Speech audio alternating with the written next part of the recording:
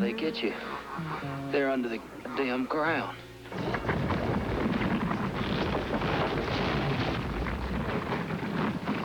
Must be a million of them. Nope. It came from beneath the land in Tremors, a new thriller about monsters that live under the desert floor. It's one of the new movies you're going to be reviewing this week on Siskel and Ebert.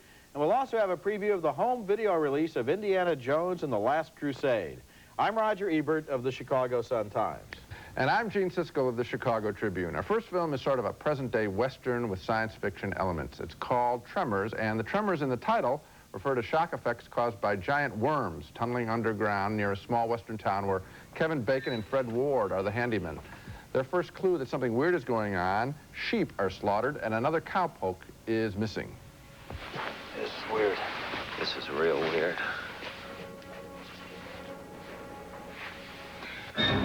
Oh, Jesus! What the hell's going on?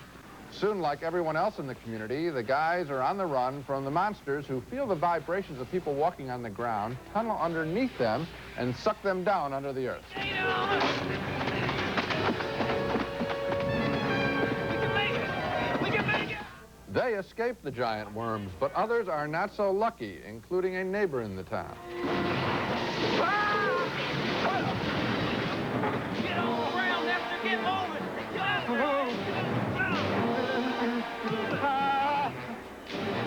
No, that's no good! Come on, you gotta get higher! There are elements in Tremors that are great fun. The idea of making giant worms sort of credible villains is funny enough by itself. And Fred Ward, in particular, is a solid, slightly goofy presence in the picture. But I can't really recommend Tremors. A little of it goes an awfully long way. The other characters in the film aren't compelling. Some of the parodies of traditional horror film conventions are lame. Some of the ways these guys look off camera, you know, strange reaction shots.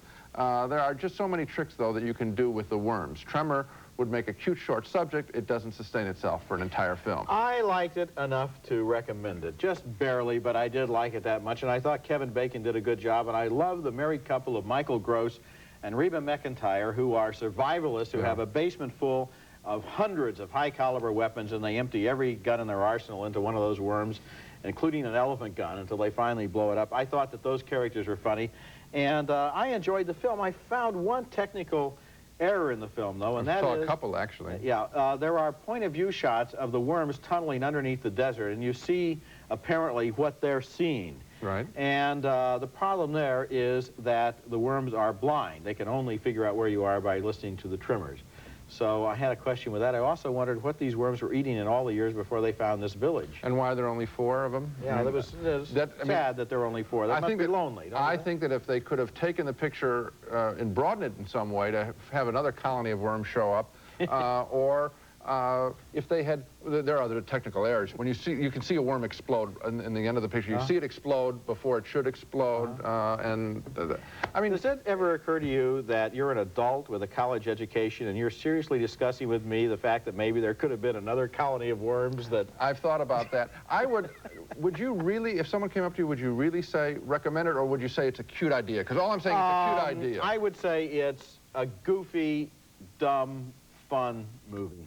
Yeah, and for people who are looking for a movie like this, I've seen lots worse in this category. Okay, it doesn't finish out for me for well enough. Okay, next movie. Our next movie, compared to the next movie, I think I would highly recommend Tremors. Our next movie is named Ski Patrol. This is from the same folks who, now this is another job for an adult, reviewing Ski Patrol. The same folks who bring us the Police Academy movies, and it recycles the same tired old formulas with the same dumbbell jokes, the same lame brain gags, and the same goofy humor. The movie takes place at a ski resort where the Ski Patrol's director is a bumbling incompetent. Oh! What in the Sam Hill did I trip? There are a lot of chase scenes in this movie, most of them involving a crazy skier named Suicide, who in this scene wants to take a Ski Patrol member right along with him.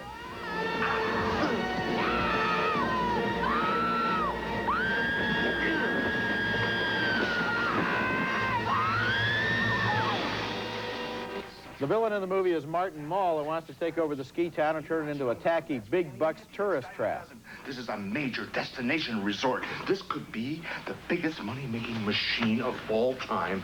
The movie is basically about a lot of half-wits falling over themselves and over their skis while we get jokes triggered by such inspirations as a bulldog with a serious gas problem. Ski Patrol is harmless, I guess, but it's also witless. It's hard to hate this film, but it's even harder to like it. Well, I think you can hate it for not trying very hard. I mean, the picture started out in its pre-title sequence with some gags that were sort of parroting macho confrontations on the ski slope between two guys. And I thought, well, this might be a little bit like the movie Airplane with its parodies, but they don't go fast enough. They don't shoot enough gags. And so, therefore, it really isn't trying. And so I hated it for that reason. There are basically two factories in Hollywood turning out these kinds of movies. You have Zucker, the Zucker brothers and Abrahamers, and the Abraham brothers and Zucker. Who Zuckers. They made... ZZ and A. Okay, they made Airplane, they made Top Secret, they made The Naked Gun. Right. They make good movies. Right. And then you have Paul Maslansky, who made the Police Academy pictures in this movie. He's the producer. And he's the producer, and his factory just isn't up to par. I mean, it's making the same genre of movie, but totally lacking in inspiration. They don't have enough jokes, and the jokes that they do make aren't funny. That's right. That about sums up the picture. Coming up next, Richard Gere stars as a wickedly crooked cop under investigation in Internal Affairs. If you want to ask me any more questions about Dan Stretch, take me down to Internal Affairs. Do it officially. They're called Internal Affairs, and it is refreshingly different from so many cartoonish cop pictures that we've been getting since the success of Lethal Weapon and its sequel. Internal Affairs isn't a fun-loving romp through police work like those pictures. Rather, it's the story about manipulation and vicious power games between men using the police world for added intensity. It's a solid entertainment. Andy Garcia from The Untouchables in Black Rain plays a new member of the Los Angeles County Police Internal Affairs Division, which polices other cops, and he and his partner, Laurie Metcalf, want to talk to Richard Gere's partner, whom they suspect of being on drugs. Hey, Raymond Avila. Dennis Peck, my partner. Hillerman case. Right, at the academy. Very impressive. I got lucky. Gere's character is the center of the story. He gains his power by sensing and catering to other people's weaknesses.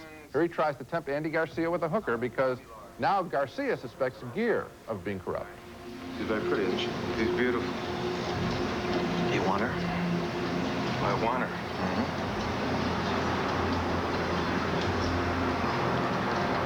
In another life, I want her. Eventually, the film turns into a mano-a-mano between the two men, with Gere trying to screw up Garcia's investigation of him by making it seem like it's merely a personal vendetta involving Garcia's wife. Start thinking your wife. She's not getting off the way she used to. Well, maybe she's looking. No, there's nothing going on, nothing you can point to, but you just start wondering. You're talking about yourself, right, then? No. I'm talking about you, Raymond.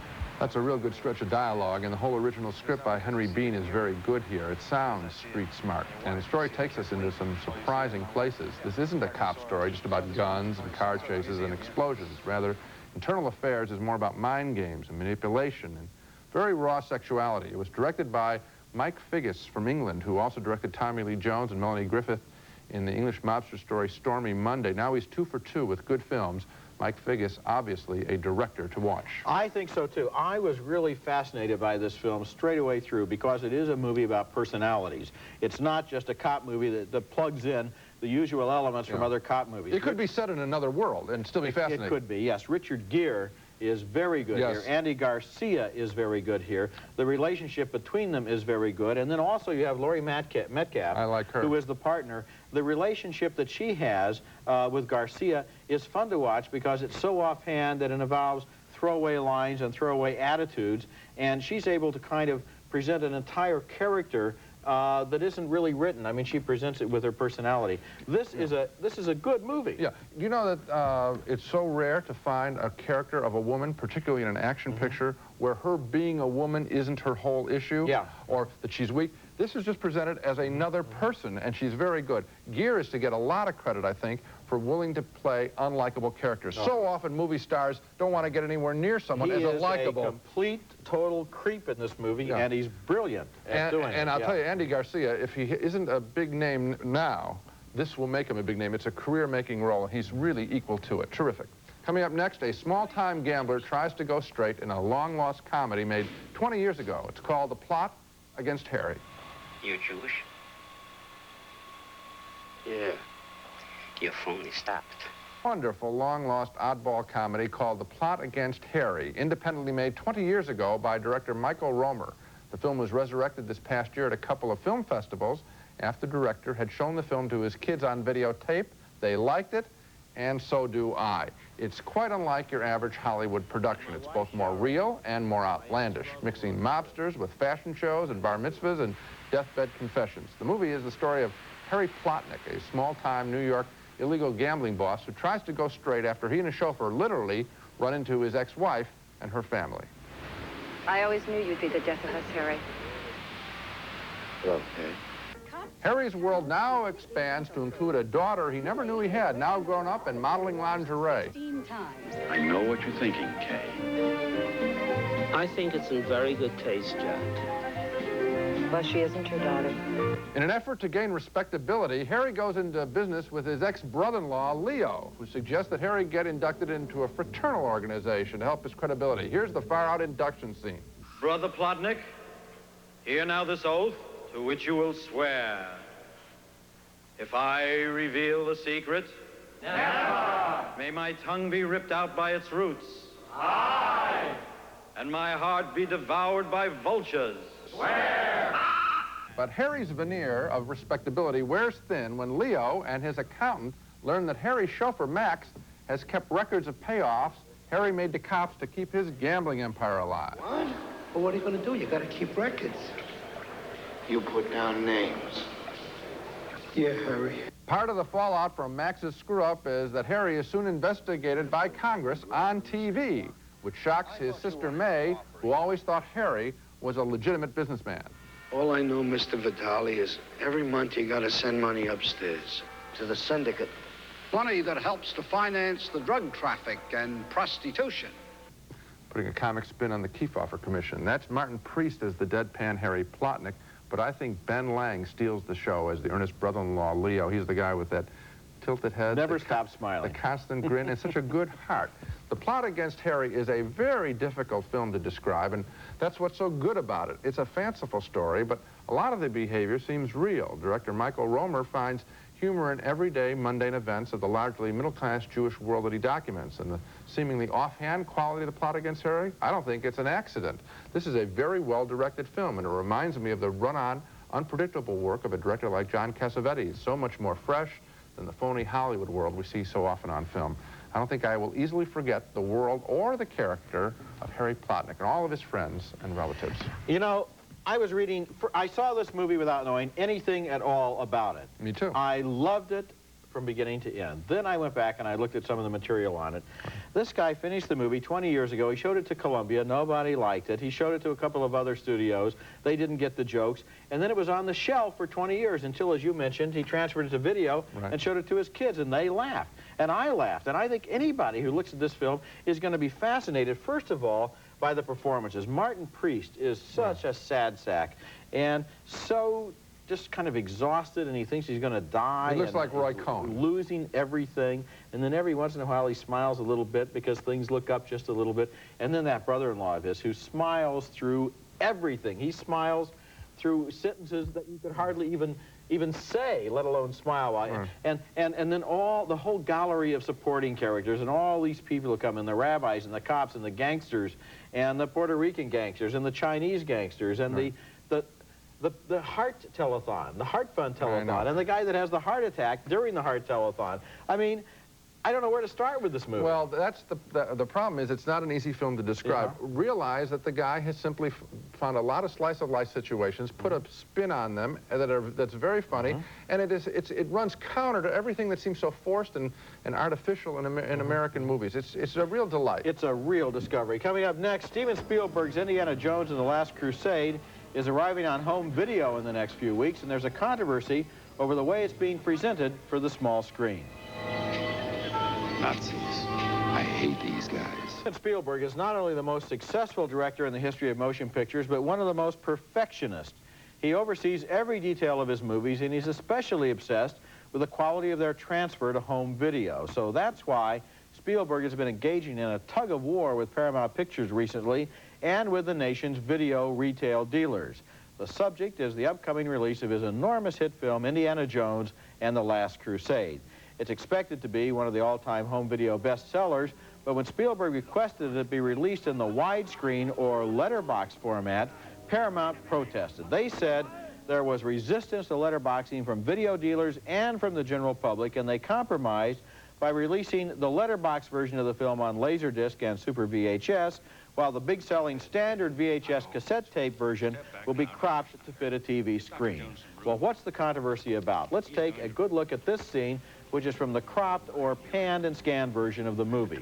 The movie was shot in widescreen, but here you see only as much as will fit on a narrow TV screen, so we see alternating close-ups here of Harrison Ford and Sean Connery. You saw him? Well, what was left of him? And his shield. What you're seeing here is the way the movie will look on the standard VHS version. Now here's the same scene letterboxed for Laserdisc and Super VHS. The full width of the widescreen picture is shown, so you can see the complete composition as Spielberg directed it. Sean Connery and Harrison Ford are looking at each other at the same time in this shot, not in alternating close-ups. Alexandra, of course. On the Pilgrim Trail from the Eastern Empire. Now let's look at both versions at the same time by splitting our own screen. Notice that in the letterbox version, you see both actors all the time. But in the cropped or panned and scanned version below, you see either Connery or Harrison Ford. First one, then the other. One actor is always missing, and so is the dynamic of the two of them looking at each other during the whole scene. I talked to Steven Spielberg recently about letterboxing, and he was feeling fairly frustrated. When one of his widescreen movies is trimmed to fit into the TV screen, he said, he feels like somebody else has directed it. He says that panning and scanning, where they take the widescreen picture and look at first part of it and then another part of it, that turns long shots into medium shots and medium shots into close-ups, and it puts cuts where he didn't have any cuts. But Paramount says there's still widespread consumer resistance to letterboxing from people who don't like those black bands at the top and the bottom of the screen. Well, here at Siskel and Ebert, we're in favor of letterboxing because we want to see the movie the way the director originally intended it. The strange paradox about letterboxing is that less is more. Just this week, for example, a new letterbox version of the musical There's No Business Like Show Business was released on Laserdisc. The movie was originally put out in CinemaScope, and look here at the CinemaScope letterbox version. Count the stars. There are 6 stars. Johnny Ray, Mitzi Gaynor, Dan Daly, Ethel Merman, Donald O'Connor, and Marilyn Monroe. Everything about it is appealing. Everything the traffic will allow. Now let's bring in the standard VHS tape version that most people see. And notice who's missing? 2 people, Johnny Ray and Mitzi Gaynor. They've disappeared off the left side of the screen. The studios seem to be approaching letterboxing this way. They crop the movies for VHS cassette tape release, and they letterbox them for the Laserdisc versions, apparently on the assumption that Laserdisc fans are real movie buffs who take these things more seriously. Video dealers tell me that letterboxing is catching on slowly but surely, and that is good news, especially, I think, for Sean Connery and Harrison Ford, and especially Mitzi Gaynor and Johnny Ray. Yeah, I think that it's real clear that you would want that widescreen version if you have a bigger size TV set. I know when people see it at home, if they're seeing it on a set that's 25 inches, let's say, or bigger, then you can handle the letterbox. People have problems with the banding on the top and bottom when they're looking at a small set. The only way you can get it, though, is either the Super VHS version, which is in very few homes, or the Laserdisc, which is much more popular, and it's something we've been recommending now for a few years. And the image is going to be brighter, and you will see the entire image. And you can get lost in that kind of image rather than the constant cutting that keeps you, I think, distance from a movie. Panning and scanning, yeah. No, the vast majority of people who are going to see this movie are going to see it on VHS tape. Yes. That's what everybody has in their home. And why not give them a choice? What's unfair to Paramount is they don't give those people a choice. Right. So if you've got VHS, you've got to look at the pan and scan version, and that means you're going to lose out on 40% of Steven Spielberg's original picture. It isn't fair. They ought to have a choice. Well, some film company will eventually do it. Some video company will, and that'll be great. Now let's take another look at the movies we reviewed on this show.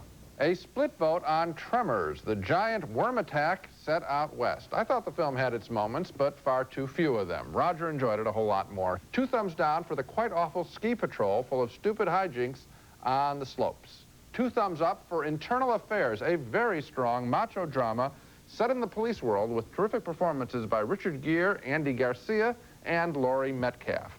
And 2 more enthusiastic thumbs up for for Michael Romer's long-lost comedy, The Plot Against Harry, the story of a mobster's attempt at achieving respectability. And The Plot Against Harry is going to move slowly around the country. It is definitely worth seeing, along with Eternal Affairs. Yeah, both of those movies really good. And the plot Against Harry, to think that this movie came back out of retirement, so to speak, 20 years after languishing on the shelf is a terrific achievement for it. I think it is. That's it for this week. Next time, we'll have a special show on the career and films of Spike Lee, the exciting young director who made, in both of our opinions, the best film of this past year, Do the Right Thing. That's next week, and until then, the balcony is closed. Nestle Crunch. It's creamy milk chocolate and crispy crunchies. Chocolate is scrumptious when it crunches. That's why you'll love Nestle Crunch. Rice-A-Roni, the San Francisco treat. Now with 30 flavors, you can serve it every day for a month and never serve the same dish twice. The new Nutrisystem Flavor Set Point Weight Loss Cookbook. Now you can prepare nutritious, delicious meals for your entire family while you control your weight. Magla ironing board cover and pad sets feature heat-resistant coating and attractive designs from Magla Home Helpers.